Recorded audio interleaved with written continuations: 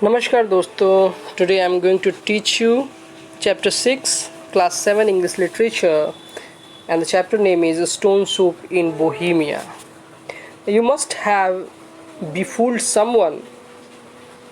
You can narrate the story or the event in your class, and I would like to ask you another question, that if you were to choose between intelligence and money, what would you opt for?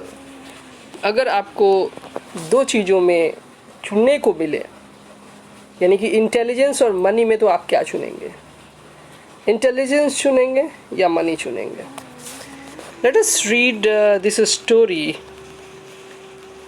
and understand what it says, what it is all about. Stone soup in Bohemia. Stone का मतलब तो आप जानते ही होंगे, soup पीने वाला जो soup होता है उसको सूप बोलते हैं, और बोहेमिया एक जगह का नाम है. Let us read the story and find out how a hungry soldier's intelligence fetches him a satisfying meal. Fetch का मतलब लाना होता है, पहुंचाना होता है. तो ये स्टोरी एक ऐसे सोल्जर के बारे में है, एक ऐसे सैनिक के बारे में, सिपाही के बारे में है, जो कि वो अपने इंटेलिजेंस से सेटिस्फाइंग मील, संतोषजनक जो भोजन है वो कर पाता है.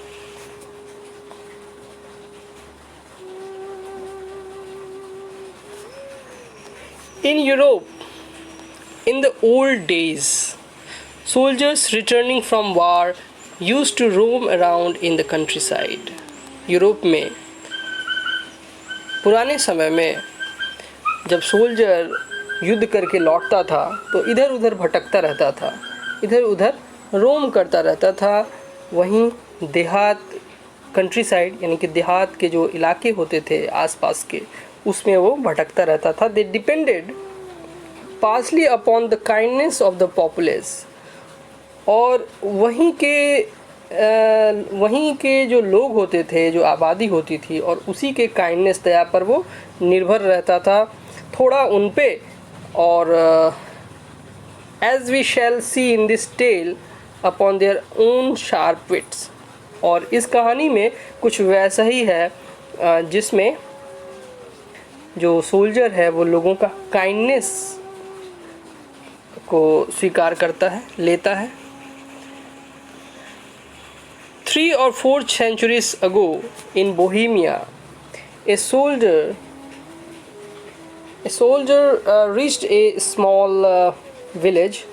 It was a drab, threadbare kind of a place. It was a drab, बड़ा उजाड़ टाइप का और बड़ा ही अजीबो-गरीब वो विलेज, वो स्मॉल कंट्री, एक देहात था. But he walked into the village square and unloaded his meager kit. तो वो वहाँ पे एक स्क्वायर पे, एक चौराहे पे वो रुकता है, और जो उसके पास छोटा सा सामान रहता है, तो उसका किट रहता है, वो उतारता है, अनलोड करता है. ए रफ लेदर पैक, क्या क्या उस मीगर किट में है? A rough leather pack, a horse hair blanket, a horsehair blanket, and an iron cauldron means iron का बर्तन, which he carried on his back like a hump. और जैसे कि एक हम्प, ऊँट के ऊपर जो गर्दन के पास हम्प रहता है, तो वैसा ही वो जब वो बर्तन पीठ पे लाद के चलता है तो ऐसा लगता है कि वो एक हम्प है. स्ट्रेचिंग हिमसेल्फ, वो अपने आप को जमाई लेता है, स्ट्रेच करता है, अपने कोट को ढीला करता है. Loosening his coat and taking his boots off, और अपने जूतों को, बूट्स को खोलता है. He settle down on the pavement for the night. तो पेवमेंट उसी को बोलते हैं जो सड़क के किनारे जो पेवमेंट बना होता है चलने के लिए, या वहाँ पे लोग कुछ दुकानें भी खोल लेते हैं. Almost at once he felt a certain hostility और अचानक से उसको हॉस्टिलिटी का महसूस होता है। हॉस्टिलिटी का मतलब एन एक्सट्रीमली अनफ्रेंडली एटीट्यूड। तो एक अनफ्रेंडली एटीट्यूड उसको महसूस होता है जो पासर बाई वहाँ से जा रहे हैं। तो वहाँ पे एक पासर बाई है जो grumpy resentment, feeling of anger.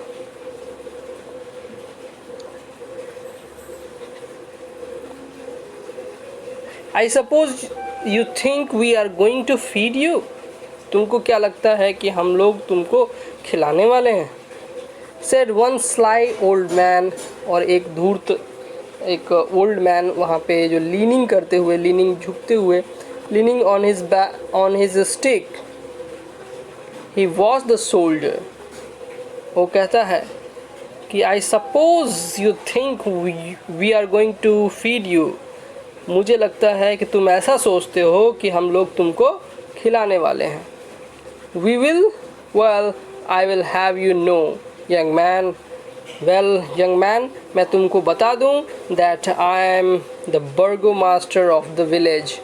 मैं बर्गो मास्टर हूँ इस विलेज का। बर्गो मास्टर का मतलब होता है chief magistrate. And I will tolerate no good for nothing here. तो वो कहता है कि मैं यह बर्दाश्त नहीं करूँगा कि तुम फ्री में ही कुछ ले जाओ। अगर तुम कुछ गुड दोगे, गुड करोगे हमारे साथ, तो हम कुछ तुम्हारे साथ गुड करेंगे, है ना। I will tolerate no good for nothing here. We have mouths of our own to think of. हम लोगों के पास अपना दिमाग है सोचने के लिए। Do you hear me young man, said this horrid person. और जो ये आदमी है, ये भयानक सा आदमी, लुक एट द पिक्चर, ये कह रहा है कि क्या तुम समझ पा रहे हो? Now the soldier heard all too clearly. और वो जो सोल्जर था वो बड़े ध्यान से सुन रहा था। और उसने कहा, if only because the burgomaster was now bellowing at the top of his voice, and the little crowd that had gathered around him was echoing his words with every sign of approval. Not a bean I will give him. तो वहाँ पे जो Virgo master था वो पूरे अपने loud voice में वो चिल्ला रहा था, टॉप ऑफ हिज वॉइस। और वहाँ पे धीरे धीरे छोटी सी भीड़ इकट्ठी होनी शुरू हो गई और सभी का जो आवाज़ है वो गूंज रहा था कि हाँ, बर्गो मास्टर ठीक कहते हैं। और वो भीड़ कह रही थी, भीड़ में से एक औरत कह रही थी, a woman, not a bean I will give him. एक बीन का टुकड़ा भी नहीं दूंगी। A woman with a wart on her nose. तो एक वुमन जिसके नाक पे तिल था, वो कह रही थी कि मैं एक बीन का टुकड़ा भी नहीं दूंगी। Not a single pea pod, और मटर का एक दाना भी नहीं। We are respectable folk here, said another. एक दूसरे आदमी ने कहा कि हम लोग एक मटर का दाना भी नहीं देने वाले हैं। Soon the whole square was murmuring disagreeably. और जो भी उस चौक पे जो लोग थे वो डिसएग्री कर रहे थे उस सोल्जर को कुछ देने में। And the soldier might well have been forgiven. लेकिन उसको, उस सोल्जर को, उस सिपाही को माफ़ किया जा सकता था if he had felt a little despondent. अगर वो थोड़ा सा सैड महसूस करता, दुखी महसूस करता। डिस्पॉन्डेंट का मतलब होता है डिप्रेस्ड, डाउन हार्टेड। लेकिन वो डाउन हार्टेड तो बिल्कुल भी महसूस उसने नहीं किया। In fact he was not disheartened at all. और वो ज़रा भी दुखी नहीं था। और ही वॉज एक्सट्रीमली चीयरफुल। वो तो और भी खुश था। He swept off his red cap. और उसने अपना जो रेड कैप है वो सबके तरफ अभिवादन में हिलाया। मेड ए मॉक बो, और झुका टू द असेंबली, सबको प्रणाम किया, अभिवादन किया। Winked at woman with the wart on her nose. और जो वह वुमन थी, उसको आँख मारा उसने पलक झपका करके, and said, all right friends, all right mister burgomaster, sir don't worry, I won't ask you a thing of you. मैं आप लोगों का कुछ भी नहीं लूँगा, कुछ भी नहीं मांगूंगा। I will just spend the night here, मैं सिर्फ यहाँ रात गुजारने के लिए आया हूँ। इफ़ आई मे, अगर मैं यहाँ गुजार पाऊँगा, क्या मैं यहाँ गुजार सकता हूँ। माइंडिंग माई ओन बिजनेस, मैं अपने काम पे सिर्फ ध्यान दूंगा। And in the morning I will be on the way, मैं सुबह में ही निकल जाऊंगा। I know you all feel, I know you all feel, I know how you all feel, आप लोग कैसा महसूस करते हैं ये मैं समझता हूँ। And I don't blame you for it, मैं इसके लिए आपको ब्लेम नहीं करता हूँ। We old soldiers we can be a nuisance sometimes, हम लोग कभी कभी जो न्यूसेंस बन जाते हैं, लोगों के लिए परेशानी बन जाते हैं। No don't you worry, no don't you worry, आप लोग बिल्कुल परेशान ना हो। I will just clean up my cauldron, मैं सिर्फ यहाँ अपना कॉल्ड्रन को क्लीन करूँगा, अपने बर्तन को क्लीन करूँगा।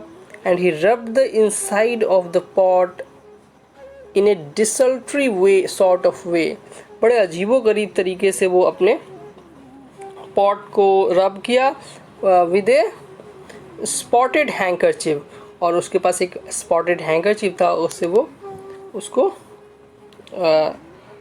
रब किया।